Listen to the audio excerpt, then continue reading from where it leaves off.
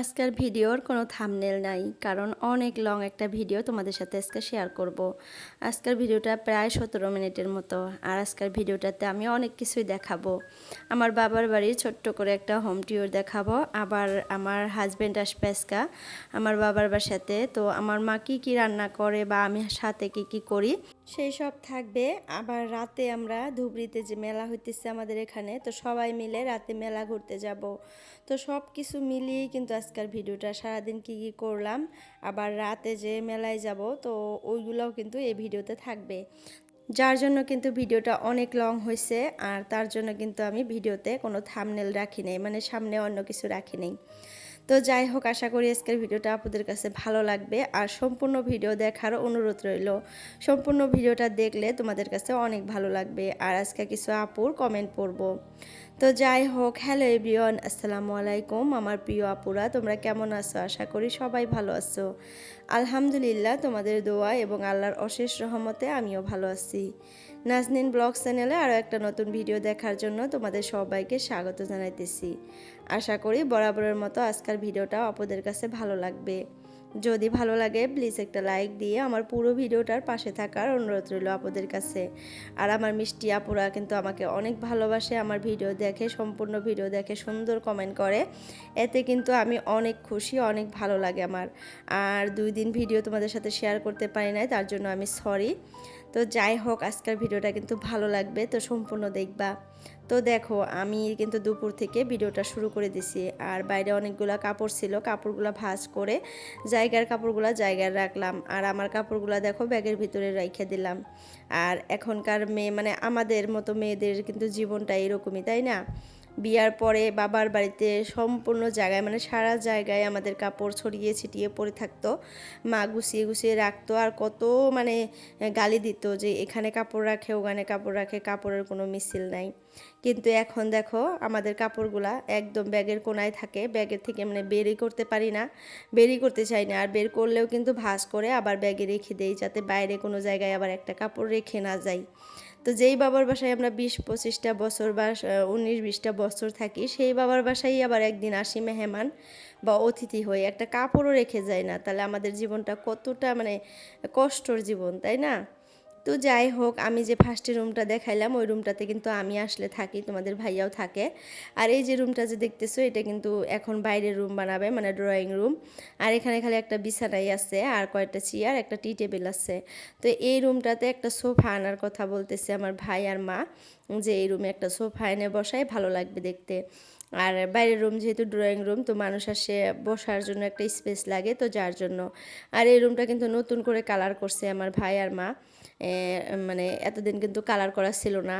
আর সিলিংটাও লাগাইছে অনেক আগে, কিন্তু কালারটা খালি করলো প্রায় 15-20 দিন হয়েছে কালার করছে। তো কালারটা কেমন লাগছে জানাইও। আর রান্নাঘরটা কিন্তু আমি কালকে শেয়ার করছি তোমাদের সাথে একটু করে। আর আজকেও আমি ভিডিও করছিলাম রান্নাঘরের, তারপরে আমার বাবা মা যে থাকে ওই রুমটার, কিন্তু ভিডিওগুলো দেখতেছি যে নাই, কোথায় যে উধাও হয়ে গেল কি আর বলবো। মানে ভিডিও এডিট করতে গিয়ে তারপরে দেখি নাই, আবার যে ভিডিও করব সেই আর মানে পজিশনটা নাই, কারণ আমি রাতে ভয়েস ওভার করতেছি, যার জন্য কিন্তু আমি আর ভিডিও করে এখানে অ্যাড করতে পারলাম না। তো যাই হোক, তোমাদের কাছে সরি। তো দেখো বাইরে আসলাম, বাইরে এসে আমার মায়ের যে ছোট্ট একটা বাগান, মানে সবজির বাগান, এটা এখন শেয়ার করব। আর এটা দেখো যে ভোল গাছ উঠছে, আর ভোল গাছের মধ্যে দেখো কেমন একটা ছ্যাঙা। মা ছ্যাঙাটা দেখে কিন্তু আমার শরীরে একদম চুলকানি মানে স্টার্ট হয়ে গেছে। আর আমার ছ্যাঙা দেখলে কিন্তু এরকমই লাগে, মনে হয় যে আমার গায়ে আসছে, শরীরটা সম্পূর্ণ শরীরটা একদম মানে চুলকাবে, তারপরে ছোটো ছোটো গুটা ওঠে, এরকম হয়। তো আমি ছ্যাঙার পাশে যাই না, অনেক ফাঁকে থাকি, তারপরেও আমার অ্যালার্জি হয়ে যায় ছ্যাঙা দেখলে।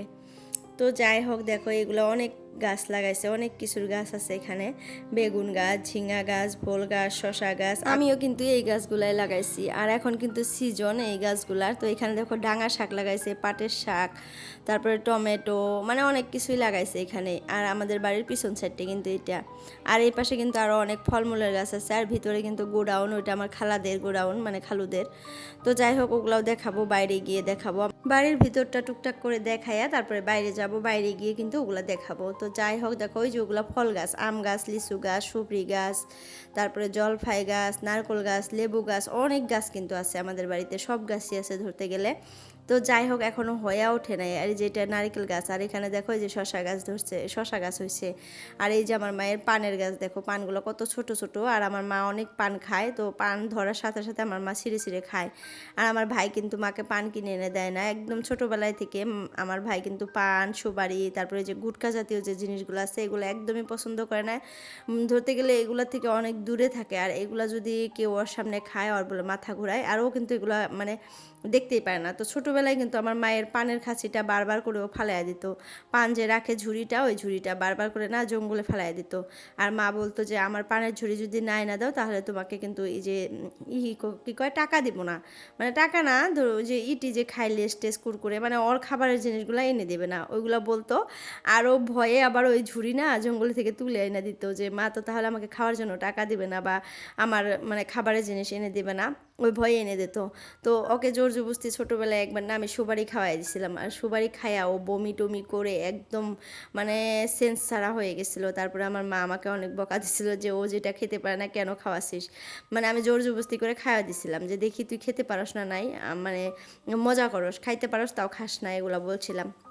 তারপর থেকে আমি মানে বুঝতে পারছি যে ওইগুলা জিনিস খাইতে পারবে না, মানে অনেক ঘৃণা ওর ওইগুলা জিনিসের প্রতি, অনেক ঘৃণা, ও দেখতেই পারে না ওগুলা। আর আমার নানা এরকম ছিল, আমার নানা কোনো দিন একটা সুপারিও মুখে দেয় নাই। আর আমার নানা কিন্তু মরে গেছে, অনেক দিন হয়ে গেল আমার নানা। আমি জানি আমার নানা জান্নাতবাসী হয়েছে, কারণ অনেক ভালো মানুষ ছিল, এত ভালো মানুষ আসছিল কি আর বলবো।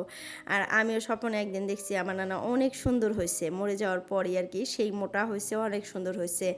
আর স্বপ্নে এরকম দেখা গেলে কিন্তু ভালোই হয়। আর আমার নানার কথা কেউ মানে খারাপ বলতে পারে নাই, এত ভালো মানুষ ছিল, আর সবসময় মসজিদেই ছিল, কারোর সাথে ওইরকম কোনো কেসাল ঝামেলা কোনো কিছু ছিল না, একদম সাদাসিধা মানুষ। আর সবসময় মসজিদে ছিল, মসজিদে থাকতো, আর বাড়িতে গিয়ে গেলে মানে গিয়ে গিয়ে খালি খাবার খাইতো, গোসল করতো এরকম। মানে বাড়ির সামনেই মসজিদ ছিল, মানে বাইরে বাড়ি যে কয় ওই বাইরে বাড়ি আমাদের নানিদের মসজিদ ছিল। তো খুবই ভালো মানুষ ছিল। তো যাই হোক দেখো বাইরে আসলাম, এটা কিন্তু বাইরে বাড়ি আমাদের। আর এখানেও দেখো মা বেগুনের গাছ লাগাইছিল, অনেক বড় বড় হয়েছে বেগুন গাছগুলো, আর অনেক বেগুনও ধরছে, একদম বড় বড় হয়ে গেছে বেগুনগুলা। তো এখান থেকে কিন্তু আমার মা আমাকে বেগুন তুলে তুলে দেয়, যেদিন তুলে 1 কেজি 1.5 কেজি এরকম করে তুলতে পারে। আর মাঝে মধ্যে মা 1-2টা করে তুলে তুলে ভর্তা দেয়, আবার সবজিতে মিশালো দেয়। তো এখন বর্তমান নাই, কারণ মানে ধরে নাই, ছোট ছোট একদম ছোট ছোট আছে, বড় হবে, বড় হলে তারপরে কিন্তু ছিঁড়তে পারবে। তা এটা কিন্তু আমাদের বাড়িতে ঢোকার রাস্তা, আর ওই যে রাস্তাটা দেখতেছো ওটা মেন রাস্তা। তো এই রাস্তা দিয়ে আমাদের বাড়িতে ঢুকে, আবার এই দিকেও কিন্তু আছে, এদিকেও কিন্তু অনেক জায়গা আছে, এই যে অনেক বাড়িও আছে, ওই পাশে বাড়ি আছে, এই পাশে বাড়ি। আর এই যে জঙ্গলগুলো যে দেখতেছো এগুলো মা ধান সিদ্ধ করার জন্য রাখছে, এগুলো ধান সিদ্ধ করবে কালকা। তো এই যে দেখো বাড়ি, এই পাশেও বাড়ি, ওই পাশেও বাড়ি। আর এই যে এটা হলো গোডাউন, আমি যে বললাম গোডাউনটা দেখাবো, এই যে কতগুলো গাড়ি আসছে, এখান থেকে রড সিমেন্ট তারপরে আরও অনেক কিছু আছে, এগুলো নিয়ে যায়। তো এই যে রাস্তাটা দেখো কত সুন্দর। আর এই টাইমটা কিন্তু অনেক ভালো লাগে, কারণ অতটা গরমও না ঠান্ডাও না, কি সুন্দর বাতাস, একটু একটু বৃষ্টিও আসে, আবার অনেক ভালো একটা সিজন টাইম। তো এটাই কিন্তু আমার বাবার বাসা, ছোট্ট একটা বাসা। তো এখন আস্তে আস্তে করে বড় হবে, কারণ আমার ভাইকে বিয়ে করাইতে হবে, আমাকে তো বিয়ে দিয়ে দিছে এই বাড়িতে। আর কিন্তু মেয়ে মানুষকে বিয়ে দিয়ে দিলে কিন্তু বাবার বাসায় কোনো মানে ওইরকম মানে ফ্যামিলি বড় হয় না। আর ছেলেকে বিয়ে করাইলে মানে ফ্যামিলিটা লাহে লাহে করে বড় হয়। তো যাই হোক আমার ভাইকে এখন বিয়ে করাইতে হবে, বিয়ে করাইলে কিন্তু আমাদের বাড়িটা আবার মানে বাচ্চা কাচ্চা দিয়ে আলহামদুলিল্লাহ হয়তো একদিন আবার ভরে যাবে, তখন ভালো লাগবে। আর বাড়িটাও তখন বড় হয়ে যাবে, এখন একদম ছোটো মোটোই আছে, 4-5টা রুম। তো বড় করে করার আশা আছে, এখন আস্তে আস্তে করে করবে আর কি। তো যাই হোক এতদিনই কিন্তু আমার ভাই মানে পড়ছে, গুয়াহাটিতে থাকছে, আর আমার বাড়িতে কিন্তু আমাদের বাড়িতে ওরকম মানুষ নাই। আমার আব্বু কিন্তু অনেক অসুস্থ, এখন পর্যন্ত খুবই অসুস্থ। তার জন্য কিন্তু বাড়ি ঘরের কাজ কিছুই করতে পারে না, জাস্ট খালি মা খালি বাড়িতে থাকছে, আব্বুকে নিয়ে রান্না বান্না করছে, খাইছে, এরকম ছিল। মানে বাড়ির কাজ করবে যে ওরকম মানুষ ছিল না। তো এখন ভাইটা যেহেতু বাড়িতে আসছে আর বাড়িতেই থাকবে, জব পেয়ে গেছে, তো এখন কিন্তু আস্তে আস্তে করে আমার ভাই কিন্তু বাড়ির কাজ করবে। তো যাই হোক দেখো এখন রাত হয়ে গেছে, সারাদিন আর কোনো ভিডিও করি নাই, রাত হয়ে গেছে, তোমাদের ভাইয়াও আসছে। তো এখানে দেখো মা একটা পিঠা বানাইতেছে, এই পিঠাটা কিন্তু কোনো দিন আমি মাকে বানাইতে দেখি নাই। এটা বলে সেওই পিঠা বলে, জানি না তোমরা চিনো না নাই, এইভাবে হাতে করে বানাবে আর ছোট ছোট করে কেমন করে জানি বানায়। তো এই পিঠাটা এখন মা বানাবে, আর আমি এখানে বিরিয়ানি আর মানে মাটন আনছে, মাটনটা রান্না করব। তো মাটনটা কিন্তু আমি প্রেশারের মধ্যে সব মশলা টশলা দিয়ে তারপরে বসিয়ে দিলাম, একদম মাখিয়ে টাখিয়ে বসিয়ে দিছি। আর এখানে দেখো বিরিয়ানির জন্য এই যে পেঁয়াজ, কাজু বাদাম, কিশমিশ সব কিছু, আদা রসুন দিয়ে সব কিছু দিয়ে ভেজে নিতেছি ভালো করে, বেরেস্তা করে নিয়ে তারপরে এখানে চালটা দিব। ভোগ চালটা ভালো করে ধুয়ে রাখছিলাম আগের থেকেই। তো এটা দিয়ে এখন ভালো করে কতক্ষণ ভাজবো, ভাইজা তারপরে কিন্তু বসিয়ে দিব। আর বিরিয়ানি কিন্তু রান্না সবাই পারে, বিরিয়ানি না সরি পোলাও। তো আমার না খালি বিরিয়ানি আসে মুখে, এটা কিন্তু পোলাও, তাই না পুরা?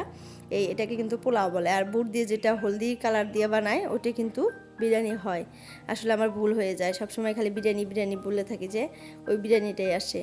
তো এখানে দেখো মা পিঠা বানাইতেছে, আমার মেয়েও আসছে, মেয়েও বানাবে। তারপরে থালির উপরে দেখো মা একটু আটা দিয়ে দিছে, একটু গুঁড়া দিয়ে দিছে, বানাইতেছে। আর ওই পাশে তোমাদের ভাইয়া আমাকে তাড়াতাড়ি করে মানে বের হইতে বলতেছে, যে তুমি তাড়াতাড়ি বের হও, মানে অনেক রাত হয়ে যাবে, আবার মেলা বন্ধ করে ফেলবে। তো আমাদের মানে আমার ভাই কিন্তু এখনও হসপিটাল থেকে আসে নাই, ও আসলেই যাব। তো আমি আবার বলতেছি যে ও হসপিটাল থেকে আসুক তারপরে বের হই, কতক্ষণ লাগবে বের হইতে, এতক্ষণ মাকে একটু হেল্প করি। তো এই রান্নাবান্নাগুলো আবার মা একা একাই করবে, তো বাড়িতে তো মা একাই এসে, তার জন্য আমি কিন্তু পোলাওয়ের চালটা ভেজে টেজে একদম বসিয়ে দিলাম। আর মাংসটা কিন্তু মানে সিটি মেরে নিচ্ছি, এখন খালি যা সোমবার দিতে হবে, মাকে বললাম যে সোমবারটা দিও। তারপরে কিন্তু দেখো ভাই আসছে, আমি তাড়াতাড়ি করে বের হয়ে তাড়াতাড়ি করে যে এসে পড়লাম মেলায়। তো তারপরেও মেলায় আসে কিন্তু আমরা আর কি অনেকক্ষণ ঘুরতে পারি নাই, প্রায় 1 ঘন্টা না 1.5 ঘন্টার মতো ছিলাম। তারপরে মেলা বন্ধ হওয়ার অ্যালার্ম দিয়ে দিছে আর আমরা থাকতে পারি নাই, তো বের হয়ে আসছি। তারপরেও কিন্তু অনেক কিছু আর কি করছি, 1-1.5 ঘন্টার মধ্যেই খুব ঘুরছি। নাগরতলায় উঠছিলাম ব্রেক ড্যান্সে, আমি উঠি নাই ব্রেক ড্যান্সে, আমার হাজব্যান্ড, ভাই আর ছেলে উঠছিল।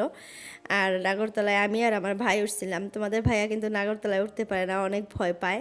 তো চলো তোমরা দেখতে থাকবা কেমন হয়। আর নাগরতলায় ওঠার পর আমার ভাইয়ের সাইজটা তোমরা দেখো। ও তল থেকে আমাকে বলল যে তুই ভয় পাস না, আমাকে মানে অনেক সাহস দিয়ে দিয়ে নিয়ে যেতেছে, যে ভয় পাস না, দেখ কত ছোট ছোট বাচ্চা উঠতেছে, ভাবছে যে আমি ভয় পাবো। আমি কিন্তু এর আগেও একবার উঠছিলাম। তো এইভাবে বলে টলে নিয়ে যায় উঠা, এখন দেখি ওই ভয় পায়, যখন উপর থেকে তল পাশে নামে ও মানে চিল্লায়, কান্না করে। আর মনে হয় ওরা বলে হাড়টা মানে উড়ে যাবে এরকম লাগে। তো ফার্স্টে ফার্স্টে কয়বার আমারও কিন্তু এরকমই লাগছিল, মনে হয় হাড়টা উড়ে যাইতেছে, মানে মানে কেমন জানি থাকে। তারপরে আস্তে আস্তে করে আর কি অ্যাডজাস্ট হয়ে যায়, ভালো লাগে তখন। তখন আর বোঝা যায় না। তো ও কিন্তু মানে যে কয়বার ঘুরছে ওই কয়বারই কান্না করছে। তো দেখো ফাইনালি কিন্তু মেলার ভিতরে ঢুকে গেছি। আর দেখো কত মানুষ, এত ভিড়, এত হুলস্থুল, কি আর বলবো, মানে মানুষ বের হইতেছে, হয়তো সন্ধ্যাবেলায় আসছে, ওই পাশ দিয়ে মানুষ বের হইতেছে, এই পাশ দিয়ে আবার ঢুকতেছে, কিন্তু ঢোকারটা একটু কম, কারণ মানে পাতলা পাতলি মানুষ ঢুকতেছে, মানে অনেক রাত হয়ে গেছে, যে এখন প্রায় 8:30-9টার মতো বাজে। তো 10টা না 10:30 পর্যন্ত কিন্তু মেলাটা খোলা থাকে। আর মানুষ সব বের হইতেছে, মানে আগে আগে যেগুলো মানুষ ঢুকছিল ওই মানুষগুলো কিন্তু বের হয়ে যেতেছে। দেখো নাগরতলাটা কত সুন্দর দেখা যাইতেছে না, কি সুন্দর দেখা যাইতেছে। তো আমি কি কি কিনছি, কি কি করি, সব কিছুই কিন্তু এখন দেখতে পারবা। তো ভাই কিন্তু নাগরতলার আর কি টিকিট কেটে নিল। তো এখন আমরা উঠবো নাগরতলায়। আর এই মেলার কথা আমি কি বলবো আপুরে, আমি কিন্তু আগে অনেক আসছিলাম, কারণ এখানে যে আমি কলেজ পড়ছিলাম, এখানে কিন্তু বিএ ক্লিয়ার করছি আমি ধুবড়িতে, কিন্তু গার্লস কলেজে পড়ছিলাম। তো তখন কিন্তু আমরা কলেজে আইসা দিনের বেলায় কিন্তু এই মেলায় ঘুরছি। আর দিনের বেলায় কিন্তু মেলাটা অনেক ভালো লাগে, কারণ মানুষ অত থাকে না, একদম হালকা পাতলা মানুষ থাকে। কিন্তু এই যে নাগরতলা এগুলো কিন্তু থাকে না দিনের বেলা। দিনের বেলা যত দোকান টোকান আছে সব দোকান টোকান খোলা থাকবে, কিন্তু এইগুলো থাকে না। তো এইগুলো রাতে কিন্তু স্টার্ট হয়। তো দিনের বেলা এসে আমরা কিন্তু অনেক সুন্দর করে ঘুরছি আর নিজের ইচ্ছা মতো জিনিস কিনতে পারছি তখন, কারণ একটা মানুষও ছিল না, 1-2টা মানুষ ছিল, আর বেশিরভাগই আর কি কলেজের স্টুডেন্টগুলোই ছিল তখন দিনের বেলা। কলেজে এসে আমরা আসছি আর কি ঘুরতে, তখন কিন্তু অনেক ভালো লাগছিল। আর তখনকার কথাগুলো এখন মনে পড়ে, অনেক খারাপ লাগে আর কি, মনে হয় তখনকার দিনটা বেশি ভালো ছিল। তো যাই হোক, এই যে ব্রেক ড্যান্সটা যে দেখতেছো, মনে হইতেছে কিন্তু অনেক মানে আস্তে আস্তে করে ঘুরতেছে, কিন্তু দেখা যাইতেছে আসলে আস্তে আস্তে ঘুরতেছে, কিন্তু ওখানে ওঠার পর কিন্তু অনেক স্পিড লাগে। আর যারা যারা উঠছো তারা তারা তো জানোই আর কি, ওইটার বিষয়ে ভালো করে জানো। তো যাই হোক, এখন আমরা নাগরতলায় উঠবো। তো এই যে টিকিটটা কেটে নিল ভাই ফাইনালি। তো 2টা টিকিট 200 টাকা, আগে কিন্তু অনেক কম ছিল, 20 টাকা 30 টাকাতে আর কি উঠতে পারছি। আমি যখন একবার উঠছিলাম একটা টিকিটের দাম নাকি 60 টাকার মতো আসছিল। তো 2টা টিকিট 120 টাকা, এরকম মানে 120 টাকা হয় এরকমই নিচ্ছে। তো যাই হোক, এখন কিন্তু অনেক বেড়ে গেছে, আর দিনে দিনে এইভাবেই বাড়বে। আর আগে কিন্তু একটা সিটের মধ্যে 2জন বসাইছে, আর 2টা সিটের মধ্যে 4জন বসছি। আর এখন 2টা সিটে 2জন, মানে কমে আসছে। আর এটা হয়তো নিয়ম করছে, কারণ 4জন উঠলে একটু চিপাচিপি হয়, আর মানে মানুষ পড়ে যাওয়ার আশঙ্কা থাকে, তার জন্য কিন্তু অনেকটা স্পেস রেখে একজন করে উঠতে দিছে। আর দেখো কত বড় নাগরদোলা, এটা কিন্তু অনেক বড় নাগরদোলা, এটাই উঠবো আমরা। আর ওই পাশে একটা আছে, ওইটা ছোট, তো এইটাতেই উঠবো, ভাবছি বড়টাই উঠি। আগেও যে উঠছিলাম বড়টাই কিন্তু উঠছিলাম, তো এইবারও বড়টাই উঠবো, কারণ বড়টার মধ্যে উঠলে বেশি ভালো লাগে আর কি। তো যাই হোক, আমি একটা কমেন্ট পড়ি। তো আইডিটার নাম হলো কাজল লিটিল ওয়ার্ল্ড। তো যাই হোক, কাজল লিটিল ওয়ার্ল্ড। তো আইডিটি থেকে এত সুন্দর একটা কমেন্ট করছে আপু আমাকে, মাশাল্লাহ আপনার ভিডিও সত্যি অসাধারণ, প্রতিটা মুহূর্তে যা দেখাচ্ছেন তা মন ছুঁয়ে যায়, আপনার পরিশ্রম, সৃজনশীলতা আর হাস্যরস সবই একদম স্পেশাল। আমি সত্যি আশা করি আরও বেশি মানুষ আপনার ভিডিও দেখবে এবং আপনার কাজের প্রশংসা করবে ইনশাল্লাহ। আমি আগেও দেখেছি এবং ভবিষ্যতেও আপনার সব ভিডিও দেখব। আল্লাহ আপনার প্রচেষ্টা বরকত দিক আর এবং আপনার প্রতিটি দিন হোক শুভ অ্যান্ড সাফল্য ভরা। তো যাই হোক, আপু এত সুন্দর একটা কমেন্ট মানে করছে, এরকম কমেন্ট দেখলে কিন্তু অনেক ভালো লাগে। আর কমেন্টটা পড়ার পর কিন্তু আসলে আমার অনেক ভালো লাগছে যে এত সুন্দর কমেন্ট কেউ লিখতে পারে বসে বসে, আর মানে মূল্যবান সময়। তো যাই হোক, এই যে মূল্যবান সময়গুলো যে আমাদেরকে দেয়, আমরা যে কষ্ট করে মানে এই যে আমাদের ভিউয়ার্সদের জন্য, মিষ্টি মিষ্টি আপুদের জন্য ভিডিও আপলোড করি। তো আর এই মানে ভিডিওগুলো দেখে আপুরা যে এত সুন্দর সুন্দর কমেন্ট করে, তাহলে মানে কমেন্টগুলো দেখার পরে কিন্তু মনে হয় যে আমাদের কষ্টগুলা সার্থক হইতেছে, আমাদের কষ্টগুলা বৃথা যাইতেছে না। এত সুন্দর সুন্দর কমেন্ট, এত সুন্দর সুন্দর মনোভাব মানুষের। তো যাই হোক আপু, তোমাকে অসংখ্য ধন্যবাদ, এভাবে আমার পাশে থেকো, সবসময় আমার ভিডিওগুলো তোমরা দেখো, লাইক কমেন্ট করো। আর ওরকম যদি তোমাদের কোনো বন্ধু সার্কেল বা আত্মীয় স্বজন আছে, আমার ভিডিওগুলো কিন্তু তাদের সাথেও শেয়ার করতে পারো, তাদেরকেও দেখার সুযোগ করে দিতে পারো। তো যাই হোক, আমরাও কিন্তু অনেক কষ্ট করে ভিডিও এডিট করি, ভয়েস ওভার করি, তারপরে কিন্তু তোমাদের সাথে শেয়ার করি। একটা ভিডিও কিন্তু এমনি এমনি শেয়ার করা যায় না, আর ভিডিও দেখলেই কিন্তু তোমরা বুঝতে পারবা। তো যাই হোক, দেখো এখান থেকে মানে একটা ব্যাগ কিনবো, আর এই ব্যাগগুলো কিন্তু সব 100 টাকার। আর আমার ভাই কীরকম করছিল নাগরতলায় ওঠে, সেটাও কিন্তু তোমাদের সাথে শেয়ার করছি। এখানে যত ব্যাগ আছে সব 100 টাকা করে নেয়। তো আমি এখান থেকে এই ছোট্ট ব্যাগটা নিলাম, কারণ আমার একটা ছোট ব্যাগের দরকার ছিল এখানে ওখানে যাওয়ার জন্য, খালি মোবাইলটা নেওয়ার জন্য আর 2-1 টাকা নেওয়ার জন্য, মানে ছেলেকে স্কুল থেকে আনার জন্য। তো তার জন্য কিন্তু একটা ছোট্ট ব্যাগ নিলাম। তো বড়গুলাও 100 টাকা, ছোটোগুলাও 100 টাকা, যত রকমের ব্যাগ আছে এখানে সব 100 টাকা। তো অনেক ভালো লাগছে। তো যাই হোক, একটা ব্যাগ নিলাম। তো আপুরা, আজকের ভিডিওটা আমি এতটুকুই রাখলাম, অনেক লং হয়ে গেছে। তো আমার ভিডিওটা যার যার কাছে ভালো লাগছে লাইক কমেন্ট করবা, আর যদি কেউ নতুন আসো চ্যানেলটা সাবস্ক্রাইব করবা। তো বাই বাই, আল্লাহ হাফিজ, সবাই সুস্থ থেকো, ভালো থেকো।